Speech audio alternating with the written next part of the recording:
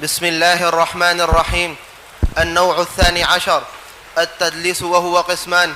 الأول تدليس الإسناد، بأن يروي عمن عاصره ما لم يسمعه منه موهما سماعه قائلا قال فلان أو عن فلان ونحوه، وربما لم يسقط شيخه وأسقط غيره ضعيفا أو صغيرا تحسينا للحديث. الثاني تدليس الشيوخ، بأن يسمي شيخه أو يكنيه أو ينسبه أو يصفه بما لا يعرف. أما الأول فمكروه جدا ذمه أكثر العلماء. ثم قال فريق منهم من عرف به صار مجروحا مردود الرواية وإن بين السماع، والصحيح التفصيل، فما رواه بلفظ محتمل لم يبين فيه السماع فمرسل، وما بين فيه كسمعت وحدثنا وأخبرنا وشبهها فمقبول يحتج به. وفي الصحيحين وغيرهما من هذا الضرب كثير كقتادة والسفيانين وغيرهم، وهذا الحكم جار في من دلس مرة واحدة، وما كان في الصحيحين وشبههما عن المدلسين بعا فمحمول على ثبوت السماع من جهة أخرى. وأما الثاني فكراهته أخف، وسببها توعير طريق معرفته، وتختلف الحال في كراهته بحسب غرضه، لكون المغير اسمه ضعيفا أو صغيرا أو متأخر الوفاة أو سمع منه كثيرا فامتنع من تكراره على صورة، ويسمح الخطيب وغيره بهذا. بس بسم اللہ الرحمن الرحیم. حدیث کی قسم نمبر 12. یہاں سے مصنف رحمۃ اللہ علیہ آواز نہیں آ رہی. حدیث نمبر 12 بیان فرما رہے ہیں، جس کو حدیث مدلس کہتے ہیں. اس قسم میں مصنف رحمۃ اللہ علیہ حدیث مدلس کو بیان فرمائیں گے. لہذا مدلس کے لغوی معنی اور پھر اصطلاحی معنی سمجھیں گے آپ انشاءاللہ تعالی. اس کے بعد پھر اس کی قسمیں آئیں گے، پھر حکم آئے گا. یہ خلاصہ ہے اس قسم. تو مدلس تدلیس سے ہے بھائی. دلس یدلس تدلیسا، یہ باب تفعیل کا مصدر ہے. مدلس تو اسم مفعول کا صیغہ ہے، اور تدلیس یہ باب تفعیل کا مصدر ہے. اور یہ دلس یدلس دلسن سے مشتق ہے، جس کے دو معنی آتے ہیں. جس کے دو معنی آتے ہیں. ایک تو تاریکی کا روشنی کے ساتھ ملنا اور روشنی کو چھپا دینا، جیسے بادل سورج کی روشنی کو چھپا دیتا ہے اور نیچے اندھیرا آ جاتا ہے. تو روشنی کا تاریکی کا روشنی کے ساتھ ملنا اور ملنے کے بعد روشنی کو چھپا دینا، اسے کہتے ہیں تدلیس لغت میں.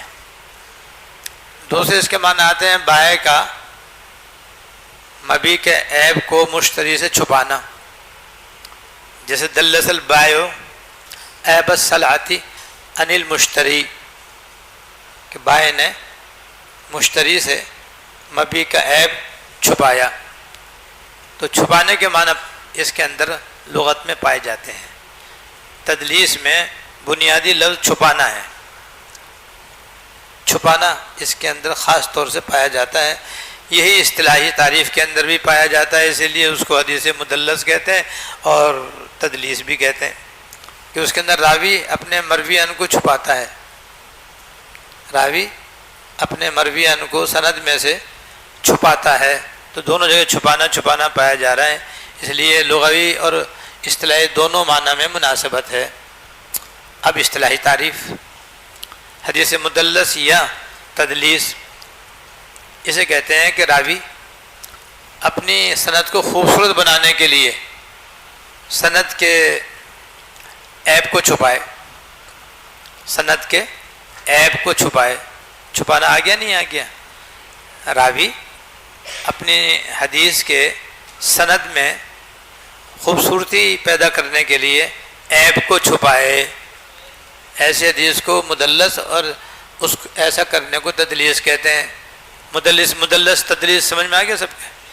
چلو اس کے بعد اب حدیث مدلس کی دو قسمیں مصنف رحمۃ اللہ علیہ نے بیان فرمائی ہیں، تدلیس الاسناد اور تدلیس الشیوخ. لیکن مشہور یہ ہے کہ تدلیس کی 3 قسمیں ہیں. توجہ دیں بھائی، تدلیس کی قسمیں بیان ہو رہی ہیں، حکم آگے آئے گا۔ تدلیس کی مصنف رحمۃ اللہ علیہ نے دو قسمیں بیان فرمائی ہیں، الاول والثانی کہہ کے۔ الاول میں تدلیس الاسناد کو ذکر فرمایا ہے، والثانی میں تدلیس الشیوخ کو ذکر فرمایا ہے، جبکہ مشہور اس کی تین قسمیں ہیں، تدلیس الاسناد، تدلیس التسویہ، تدلیس الشیوخ، تین قسمیں ہو گئی ہیں۔ تو مصنف نے ایسا کیا ہے کہ تدلیس التسویہ کو تدلیس الاسناد کے تحت ذکر کیا ہے، الاول کے بعد اسی کے اندر تدلیس التسویہ کو بھی ذکر کر دیا، کیونکہ دونوں کا حکم برابر ہے، اور تدلیس الشیوخ کو الگ بیان کیا ہے۔ تو الاول والثانی کہہ کے دو قسمیں بیان کی ہیں، اور تدلیس التسویہ کو الگ سے بیان نہیں کیا، اس کو تدلیس الاسناد اور پہلی قسم کے ذیل میں بیان فرمایا۔ اور دوسرے حضرات نے تین قسمیں الگ الگ بیان فرمائی ہیں مستقلاً، الاول والثانی والثالث۔ الاول تدلیس الاسناد، والثانی تدلیس التسویہ، والثالث تدلیس الشیوخ۔ اب ان کی میں تعریف کر دیتا ہوں، مثالیں نیچے موجود ہیں، وہ آپ وہاں دیکھ لینا یا پھر میری شرح میں دیکھ لینا۔ تدلیس الاسناد، توجہ دیں بھائی، سب حضرات حاضر ہیں نا؟ چلو، تدلیس الاسناد، اس کی تعریف۔ تدلیس الاسناد اسے کہتے ہیں کہ راوی کسی اپنے ہم عصر سے روایت کو بیان کرے اور اپنی روایت میں ایسے الفاظ استعمال کرے جس سے یہ محسوس ہو کہ انہوں نے اپنے مروی ان سے حدیث واقعتاً سنی ہے، حالانکہ نہیں سنی۔ میں یہ اتنی سی تعریف ہے، راوی اپنی مروی ان سے جو اس کا ہم عصر ہے، سمجھتے ہیں ہم عصر ہونا، ہم زمانہ ہے، اس سے ایک حدیث روایت کرے اور الفاظ ایسے استعمال کرے جس سے یہ معلوم ہو کہ راوی نے اپنے مروی ان سے یہ حدیث سنی ہے، جیسے قال فلان عن فلان، تو اس میں تو صاف صاف معلوم ہوتا ہے کہ اس نے اپنے مروی ان سے سنی، یہ بھی تو قال کہہ رہا ہے، لیکن حقیقت میں نہیں سنا، اسے کہتے ہیں تدلیس الاسناد۔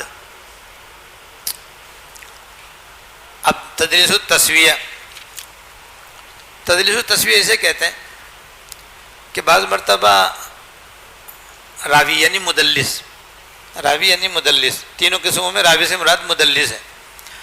کبھی کبھی ایسا ہوتا ہے کہ راوی یعنی مدلس اپنی سند کو خوبصورت بنانے کے لیے اور قابل قبول بنانے کے لیے، اپنی سند کو خوبصورت بنانے کے لیے اور قابل قبول بنانے کے لیے اپنے شیخ کو یا شیخ الشیخ کو ساقط کر دیتا ہے، اپنے شیخ کو یا شیخ الشیخ کو حذف کر دیتا ہے تاکہ سند جو ہے وہ اچھی ہو جائے۔ وجہ اس یہ ہوتی ہے کہ بعض مرتبہ وہ ضعیف ہوتا ہے، اب اگر ضعیف راوی سند میں آئے گا تو روایت ضعیف ہو جائے گی، نہیں ہو جائے گی، اور حذف ہو جائے گا تو روایت معتبر ہو جائے گی۔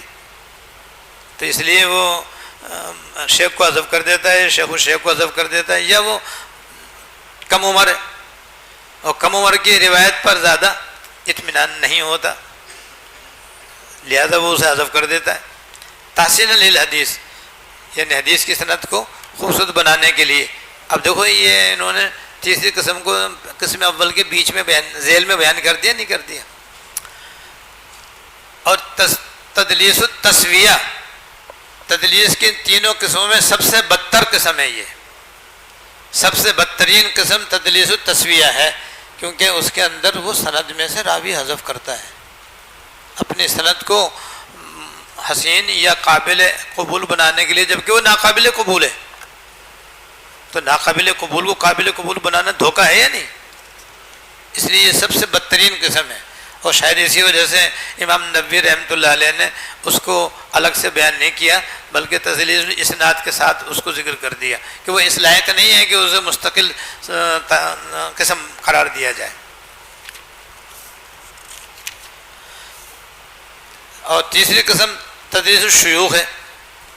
تدلیس الشیوخ اسے کہتے ہیں کہ راوی اپنے مرویان کو حذف تو نہیں کرتا، راوی اپنے مرویان کو حذف تو نہیں کرتا، لیکن اگر نام سے مشہور ہے تو کنیت سے ذکر کرتا ہے، اور اگر وہ کنیت سے مشہور ہے تو نام ذکر کر دیتا ہے کیونکہ نام سے غیر معروف ہے، اس بنا پر وہ اس کو ذکر کرتا ہے۔ تو کہتے ہیں یہ بھی بہت ہی قبیح ہے، یہ قسم بھی بہت قبیح ہے، اور اکثر علماء نے اس کی بڑی مذمت کی ہے۔ یہ ہے خلاصہ بھائی، 3 قسمیں سمجھ میں آ گئی سب کے؟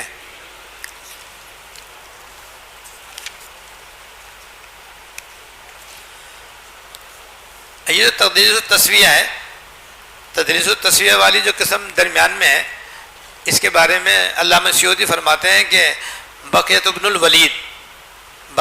الولید اور ابن ابی حاتم یہ لوگ تدلیس التسویہ کے مرتکب ہیں۔ ان لوگوں نے بہت زیادہ اس قسم کی سندوں کے اندر کمی بیشی کی ہے، اور یہ لوگ تدلیس التسویہ کا ارتکاب کرنے میں معروف ہیں۔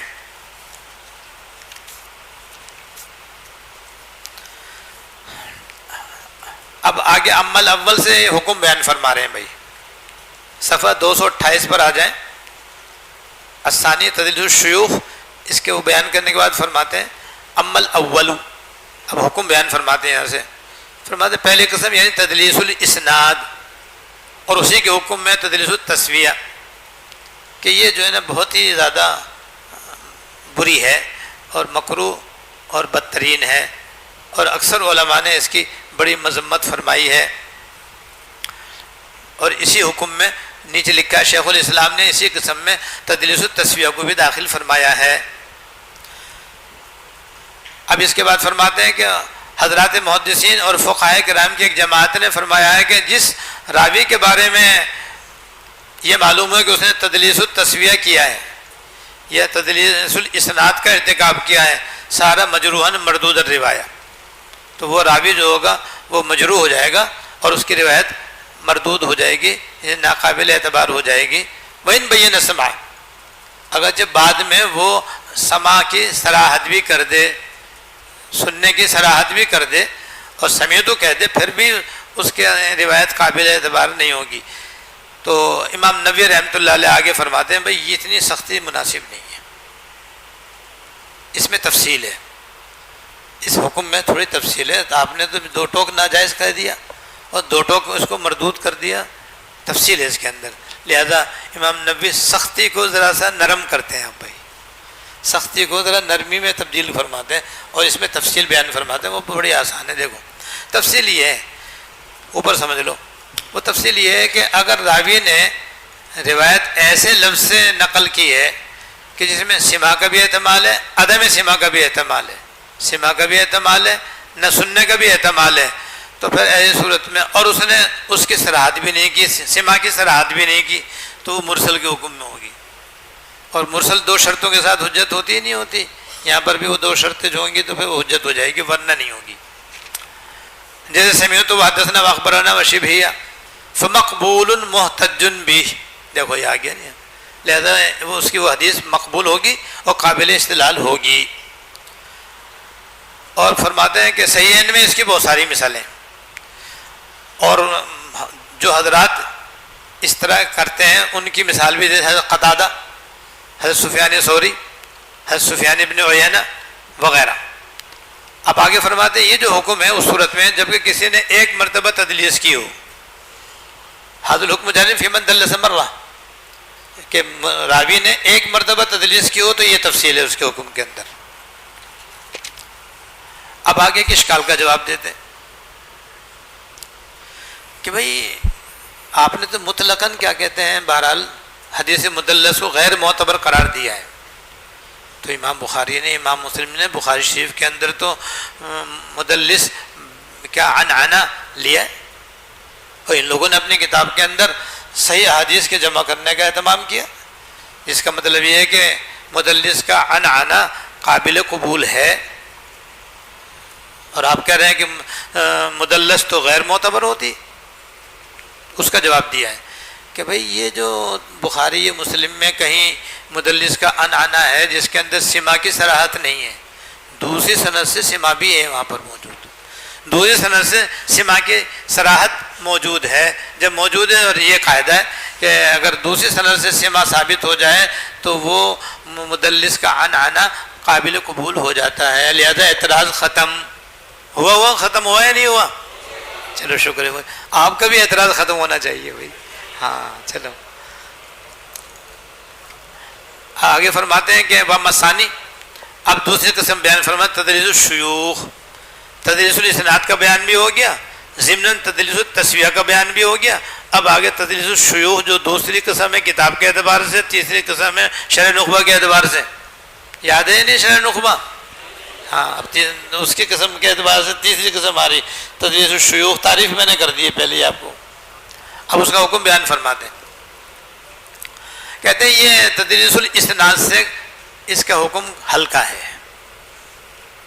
اس کا حکم تو بہت سخت ہے. وہ امام نووی رحمۃ اللہ علیہ نے ذرا اس کو نرم کر دیا ہے.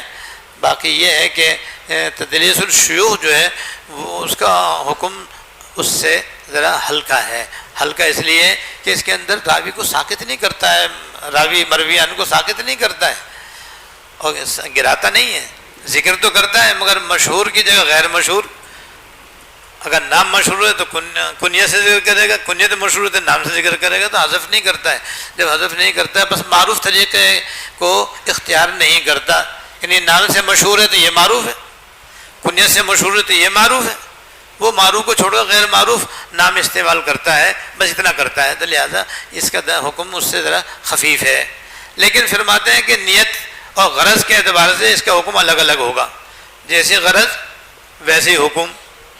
لہذا تختلف حال فی کراہتی بحسب غرضی. اب اس کے تفصیل بیان فرماتے ہیں.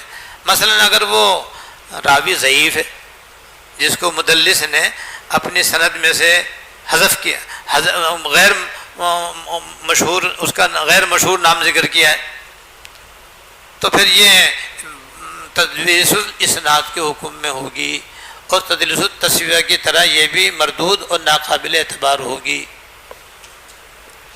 اور اگر وہ مدلس راوی جو ہے اس کے اعتبار سے کم عمر ہے اور کم عمر کے مرویان کو ذکر کرنے میں آدمی کو شرم آتی ہے.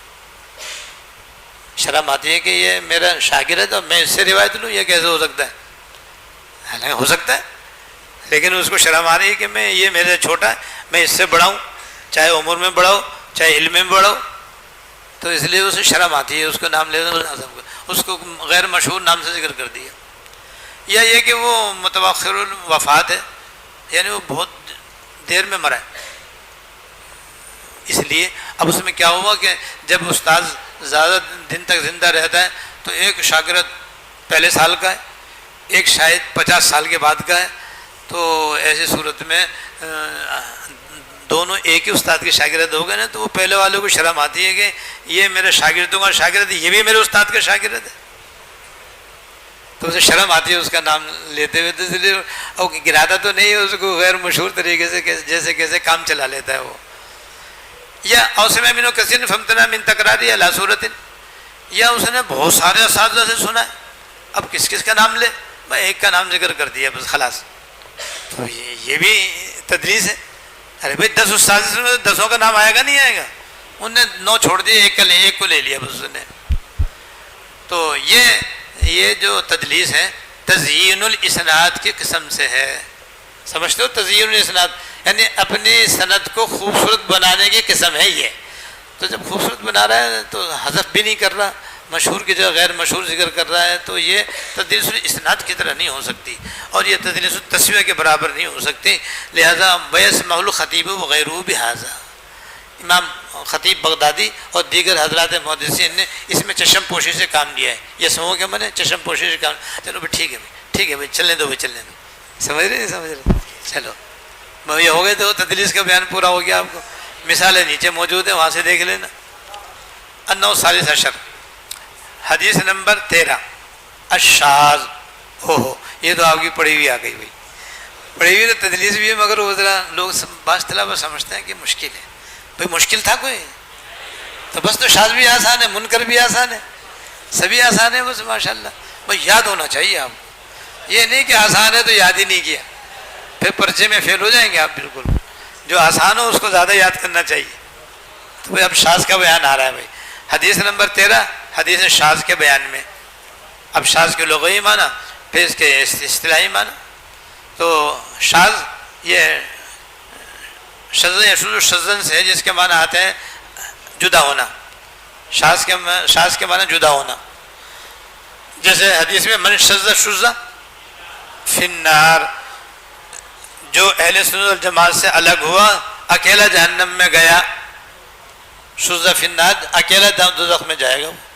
لہذا شاذ کے معنی اکیلا ہونا، جدا ہونے اس کے لغوی معنی ہے. اور اصطلاحی تعریف سب سے بہترین حافظ ابن حجر رحمۃ اللہ علیہ نے شرح نخبہ میں فرمائی، وہ میں پہلے بتا دوں آپ، پھر یہاں جو 3 تعریفیں ذکر کی ہیں وہ ذکر کر دوں انشاءاللہ. بس یہ خلاصہ ہے اس کا. تو شرح نخبہ میں حافظ ابن حجر رحمۃ اللہ علیہ نے شاذ کی تعریف یہ ہے کہ ثقہ راوی اوثق راوی کی مخالفت کرے. خلاص آگے نہیں سمجھ میں کتنی آسان ہے. ثقہ راوی اوثق راوی کی مخالفت کرے تو ثقہ راوی کی روایت کو شاذ اور اوثق کی روایت کو محفوظ. یاد آ گیا؟ یہ تعریف ہے، یہ بالکل آسان اور عام فہم ہے. یہاں امام نبوی رحمۃ اللہ علیہ نے یا علامہ ابن الصلاح رحمۃ اللہ علیہ نے 3 علماء کی تعریفیں ذکر فرمائی ہیں شاذ کے متعلق. شاذ کی 3 تعریفیں بیان فرمائی ہیں. ایک تعریف حضرت امام شافعی رحمۃ اللہ علیہ اور علماء حجاز کی ایک جماعت کی جانب سے، اور دوسری تعریف امام خلیلی رحمۃ اللہ علیہ کے حوالے سے، اور تیسری تعریف حاکم شہید رحمہ اللہ کے حوالے سے. 3 تعریفیں ہیں بھائی. اب توجہ دیں بھائی، تینوں تعریفوں کا فرق آپ سمجھ گئے تو سمجھو آپ نے تعریف سمجھ لی. اگر فرق سمجھ میں نہیں آ سکا تو سمجھو آپ نے سمجھا ہی نہیں. اب دماغ حاضر کرو اپنا کس کا دماغ حاضر ہے؟ ہاتھ کھڑا کر کے بتاؤ بھائی. شکر ہے، ٹھیک ہے، ماشاء اللہ بھائی، ٹھیک ہے. دیکھیے حضرت امام شافعی رحمۃ اللہ علیہ اور علماء حجاز کی ایک جماعت یہ کہتی ہے کہ شاذ وہ حدیث ہے کہ ثقہ راوی محدثین کی جماعت کے خلاف روایت کرے. مخالفاً لروایت الناس، روایت الناس سے مراد ہے حضرات محدثین. روایت الناس سے کیا مراد ہے؟ حضرات محدثین. تو ثقہ راوی محدثین کی روایت سے ہٹ کر روایت کرے، اسے کہتے ہیں حدیث شاذ. اب آگے امام نبوی رحمۃ اللہ علیہ فرماتے ہیں بھائی شاذ کے جو لغوی معنی ہے نا، جدا ہونا، اکیلا ہونا، وہ یہاں مراد نہیں ہے. کہ شاذ سے نہیں کہتے، اصطلاح میں شاذ سے نہیں کہتے کہ جس کی روایت کرنے والا بس ایک راوی ہو. یہ نہیں ہوتا ہے. دیکھو لا یروی ما لا یروی غیرہ، اسے نہیں کہتے شاذ کہ جس کو روایت کرے ایک آدمی، اس کے علاوہ کوئی دوسرا روایت ہی نہ کرے، اس کو نہیں کہتے ہیں شاذ. شاذ اسے کہتے ہیں کہ ثقہ راوی محدثین کی ایک جماعت کی روایت کے خلاف روایت کرے، اسے کہتے ہیں شاذ اصطلاح میں. یہ ہے حضرت امام شافعی رحمۃ اللہ علیہ کی تعریف شاذ کے واسطے. دوسری تعریف قال خلیلی، دوسری تعریف امام خلیل رحمۃ اللہ علیہ نے فرمائی ہے، وہ ہے کہ، اور کہتے ہیں امام نووی رحمۃ اللہ علیہ کے حفاظ حدیث بھی اسی کو ترجیح دیتے ہیں، یعنی انہوں نے اس تعریف کو ترجیح دی ہے. وہ یہ ہے کہ شاذ ما لیس لہ الا اسناد واحد یشذ بہ ثقۃ او غیرہ، کہ حدیث شاذ وہ حدیث ہے. توجہ دیں بھائی، حدیث شاذ وہ حدیث ہے جس کی ایک اسناد ہو، بس ایک ہی سند ہو اور راوی اس کے سند روایت کرنے میں اکیلا ہو، چاہے وہ ثقہ ہو یا غیر ثقہ. بھئی یہ یاد رکھنا، ثقہ ہو یا غیر ثقہ، یہ اس کے اندر قید اعتراضی ہے اس کے اندر، کہ حدیث شاذ امام خلیلی رحمۃ اللہ علیہ کے نزدیک وہ حدیث ہے کہ جو ایک سند سے مروی ہو، جو پھر ایک سند سے مروی ہو اور وہ اس کی روایت کرنے میں اکیلا ہو، ثقہ ہو یا غیر ثقہ، بہر صورت اس کی حدیث شاذ ہو جائے گی. اب اس کا حکم بدلاتے ہیں کہ اب اگر وہ غیر ثقہ ہے تو وہ حدیث متروک ہوگی، اور غیر ثقہ ہے تو موقوف ہوگی، یعنی اس میں توقف ہوگا. تحقیق کریں گے، تحقیق کرنے کے بعد پھر اگر وہ محدثین کی تعریف کے موافق ہوگی تو قبول کر لیا جائے گا، ورنہ غیر قبول کے ہر حال میں فی الحال غیر مقبول ہے. یہ تو نکلا نتیجہ، یہ تو سب نیچے لکھا ہوا ہی ہے. تیسری تعریف وقال الحاکم هو من فرد به ثقۃ وليس له اصل بمتابع. حاکم شہید رحمۃ اللہ علیہ نے فرمایا حدیث شاذ وہ حدیث ہے کہ جس کی روایت کرنے میں ثقہ اکیلا ہو. ارے فرق سمجھ میں آ گیا نا. حاکم شہید رحمہ اللہ شاذ کی تعریف فرما رہے ہیں کہ حدیث شاذ وہ حدیث ہے جس کی روایت کرنے کے اندر ثقہ اکیلا ہو، غیر ثقہ نہیں ہے. یہاں پر ثانی کے اندر تو غیر ثقہ بھی تھا.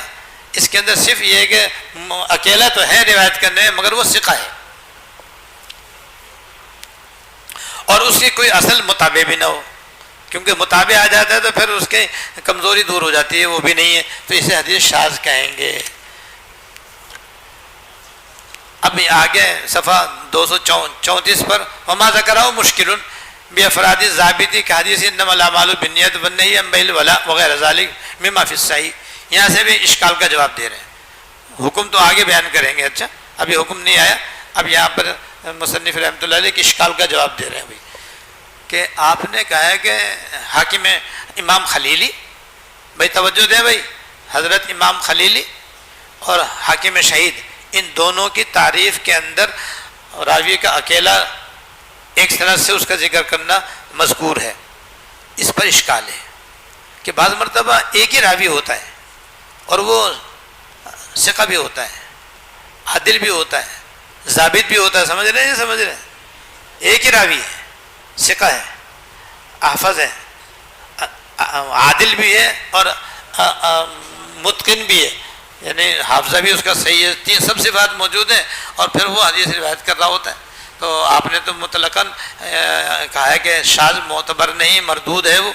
تو پھر یہ حدیثیں تو بخاری و مسلم میں بہت موجود ہیں اور مشہور حدیثیں دو مثال کے طور پر دی ہیں کہ دیکھو انما الاعمال بالنیات کے اندر 5 جگہ تفرد ہے, 5 جگہ راوی ایک ہے, اس کے باوجود بھی یہ حدیث صحیح ہے. تو پھر تو آپ کا اس کو آپ کو مردود کہنا چاہیے, شاذ کہنا چاہیے, کیوں شاذ کی تعریف صادق آ رہی ہے اس کے اندر. بھائی شاذ میں جس کے روایت کرنے والا ایک ہو, جب ایک ہو تو پھر ایسی صورت میں وہ مردود ہونا چاہیے, لیکن اس کو تو کوئی بھی مردود نہیں کہتا. ایسی دوسری حدیث بنیان بلائی وغیرہ ذالک دیگر حدیث ہے. اب نیچے دیکھو شرح کے اندر لکھا ہے کہ حدیث انما الاعمال میں 5 جگہ تفرد ہے. آپ کو پڑھ بھی لیا ہوگا بھائی, پیچھے بھی شرح نخبہ میں بھی تفصیل گزر چکی ہے. مثلا حضرت عمر رضی اللہ تعالیٰ نے اس حدیث کی روایت کرنے میں اکیلے, پھر ان سے حضرت علقمہ, پھر حضرت ابراہیم نخعی اور ان سے یحییٰ بن سعید. یہ سب جگہ تفرد بعد میں پھر یہ مشہور ہوئی. تو پھر تو یہ حدیث قابل اعتبار نہیں ہونی چاہیے, جبکہ یہ بلا شبہ قابل اعتراض ہے, قابل اعتبار ہے. ایسی نہیں ہم بیل والا اس میں عبداللہ ابن دینار حضرت ابن عمر سے روایت کرنے میں اکیلے ہیں, تو یہ اشکال ہو گیا اس کے اندر والے. لہذا اب اس کا وہ جواب دیتے ہیں کہ بھئی اصل مطلقاً امام خلیلی اور امام حاکم کی تعریف کی روشنی میں مطلقاً شاذ کو مردود کہنا صحیح نہیں ہے, بلکہ اس میں تفصیل ہے جس سے یہ اشکال بھی ختم ہو جائے گا انشاءاللہ تعالی. وہ یہ ہے کہ یہ دیکھا جائے گا کہ اگر کوئی راوی کسی حدیث کو اکیلا روایت کر رہا ہے اور آفظ و عصبت کی مخالفت کر رہا ہے, راوی اکیلا ہے اور وہ کیا کہتے ہیں اپنے سے حافظ اور اپنے سے عصبت, سمجھ رہے ہیں نا, حافظ و عصبت, ان کی مخالفت کر رہا ہے, پھر تو وہ روایت مردود ہوگی. اور اگر وہ مخالفت نہیں کر رہا تو پھر دیکھیں گے کہ اگر وہ حافظ ہے اور عادل ہے, قابل, اس کے ضبط پر بھی بھروسہ ہے, تو اس کا تفرد صحیح ہوگا. اس لیے انما الاعمال بالنیات بھی صحیح ہے, نام بالولائی حدیث بھی, اور ساری دوسری حدیث جن میں جو کہ حدیث سب کے سب معتبر ہو جائیں گی. اور اگر اس کا ضبط قابل اعتبار نہیں ہے تو اب دوسری صورت آ رہی ہے بھائی کہ اس کا ضبط تو اعلیٰ درجے کا نہیں ہے لیکن بالکل ختم بھی نہیں ہے, کچھ نہ کچھ حافظہ صحیح بھی ہے, کان حسنن, تو پھر وہ تفرد ہونے کے باوجود حدیث حسن کے درجے میں ہوگی اور قابل قبول ہوگی. وَإِن بَعُدَ, اور اگر حافظہ کا نام و نشانی نہیں ہے, بالکل ہی اس کا حافظہ خراب ہو چکا ہے, تو کان شاذن منکرن مردودن. تو وہ 3 درجے ہو گئے بھائی. شاذ کے حکم میں 3 درجہ آپ کے سامنے بیان ہو گئے بھائی. اعتراض بھی ختم ہو گیا اور حکم بھی واضح ہو بھائی. شاذ کے حکم میں 3 صورتیں ہو گئیں, سمجھ میں آگے سب کے. والحاصل اب خلاصہ نکالتے ہیں. خلاصہ یہ ہے کہ شاذ مردود ہوئے ہیں کہ راوی اکیلا ہو اور وہ ثقہ یا اوثق اور حافظ کی مخالفت کرے, اسے کہتے ہیں. اور وہ فرد, وہ اکیلا راوی کہ جس کی روایت کے اندر ثقہ و ضبط نہیں ہے اور کوئی چیز ان کے دور کرنے کی تلافی کرنے والی بھی نہیں ہے، تو پھر وہ مردود ہوگی اور ناقابل اعتبار ہوگی۔ قسم نمبر 14، حدیث کی قسم نمبر 14 وہ ہے منکر کے بیان میں۔ بھائی حدیث منکر کے بیان میں، اب منکر کے لغوی معنی سمجھ لو، پھر اصطلاحی معنی سمجھ لو۔ حدیث منکر لغوی معنی اس کے آتے ہیں جس انکار کیا ہوا، کیونکہ اسم مفعول کا صیغہ ہے باب انفعال سے، انکر انکر انکار سے، منکر اسم مفعول کا صیغہ ہے جس کے معنی ہے انکار کیا ہوا، یہ لغوی معنی ہو گئے۔ اور اصطلاح میں وہ ہے جو حافظ بن حجر رحمۃ اللہ نے اس کی تعریف کی ہے، یہاں بھی ہے، وہ میں بعد میں بتاؤں گا کہ حافظ بن حجر رحمۃ اللہ نے ضعیف راوی اگر ثقہ راوی کی مخالفت کرے تو ضعیف کی روایت کو منکر اور ثقہ راوی کی روایت کو معروف۔ بھائی آگے سمجھ میں بھائی، وہ اس لیے میں نے ذکر کیا وہ تعریف بہت زیادہ آسان ہے اور بہت ہی عام فہم ہے، بآسانی آدمی سمجھ لیتا ہے۔ یہاں مصنف رحمۃ اللہ علیہ نے حافظ ابو بکر بردیجی رحمۃ اللہ علیہ کی حدیث تعریف نقل کی ہے۔ یہاں مصنف رحمۃ اللہ علیہ نے منکر کی تعریف وہ ذکر کی ہے جو حافظ ابو بکر بردیجی رحمۃ اللہ علیہ سے مروی ہے، اس کو ذکر کیا ہے انہوں نے یہاں پر۔ وہ فرماتے ہیں کہ هو الفرد الذي لا يعرف متنه عن غیر راوی، اس تنہا راوی کو کہتے ہیں۔ حدیث منکر وہ راوی ہے کہ اس کا متن اس کے علاوہ سے معروف نہیں ہے، یعنی وہ اس حدیث کے روایت کرنے میں اکیلا ہے، بس یہ تعریف ان کے نزدیک وقت لو کثیرون، اور اسی تعریف کو اکثر محدثین نے اختیار فرمایا ہے حضرات محدثین میں سے۔ علامہ ابن صلاح رحمۃ اللہ علیہ کی بھی یہی رائے ہے، لیکن میں نے بتایا نا کہ زیادہ بہترین تعریف شرح نخبہ والی ہے جس کو حافظ ابن حجر رحمۃ اللہ علیہ نے بیان فرمایا ہے کہ ضعیف راوی ثقہ راوی کی خلاف روایت کرے تو ضعیف راوی کی روایت کو منکر اور ثقہ راوی کی روایت کو معروف کہتے ہیں۔ اب آگے امام نووی رحمۃ اللہ علیہ اس کے حکم بیان فرماتے ہیں، تو حکم کے بارے میں وَالصَّوَابُ فِي التَّفْسِيرُ الَّذِي تَقَدَّمَ فِي الشاذ، بس کہ اس کی حکم میں وہ تفسیر ہے جو شاذ میں بیان ہو گئے، اور شاذ میں 3 صورتیں بیان ہوئی ہیں آپ کے ساتھ۔ بس ختم سبق میرے خیال میں، بس چلو بھائی۔